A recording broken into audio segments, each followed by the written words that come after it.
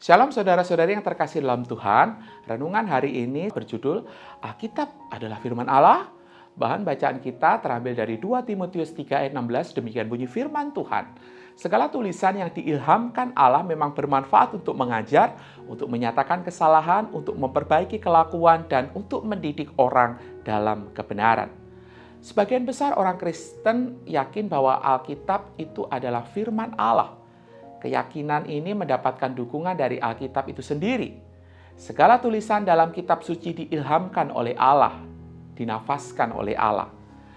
Segala nubuatan para nabi dihasilkan dari dorongan Roh Kudus. Inilah yang diyakini oleh kaum Injili. Namun ternyata tidak semua orang yang mengaku diri Kristen berbagi keyakinan yang sama.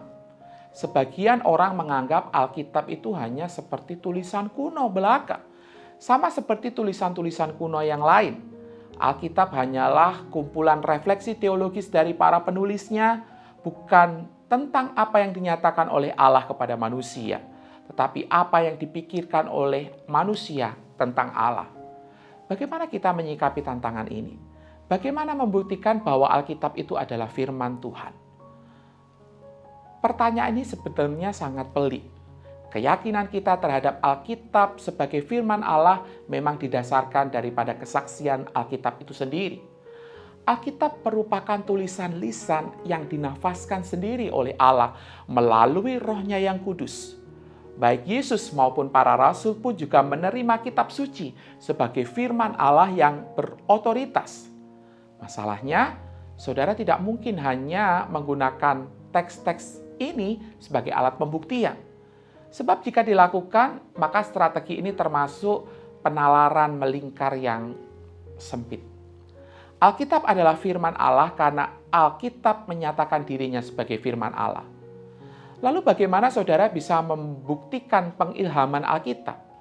Sekali lagi ini juga tugas yang rumit. Proses pengilhaman tidak terlihat oleh mata dan tidak bisa diulang. Ini persoalannya. Jika pembuktian yang dituntut adalah pembuktian secara runut, jelas, terperinci, maka saudara tidak akan dapat memenuhi tuntutan tersebut. Walaupun demikian, keyakinan terhadap Alkitab sebagai firman Allah bukanlah sebuah iman yang buta. Yang perlu saudara lakukan adalah membuka diri untuk terus diuji. Asumsinya demikian.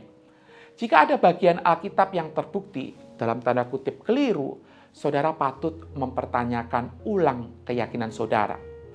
Ketika saudara membaca dan menafsirkan Alkitab, saudara memulai dengan asumsi teologis tentang otoritasnya datang dari Allah.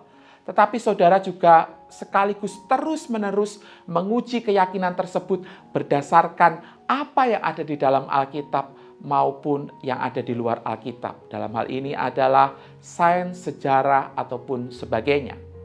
Selain membuka diri untuk dikritisi, saudara juga harus menyediakan data lain sebagai dukungan. Salah satunya adalah nubuatan dalam Alkitab. Sebuah prediksi yang digenapi belum tentu menunjukkan otoritas ilahi. Beberapa orang dalam sejarah dengan tepat memprediksi apa yang akan terjadi di kemudian hari. Bagaimanapun, kasus penggenapan nubuatan-nubuatan dalam Alkitab ini terbilang unik.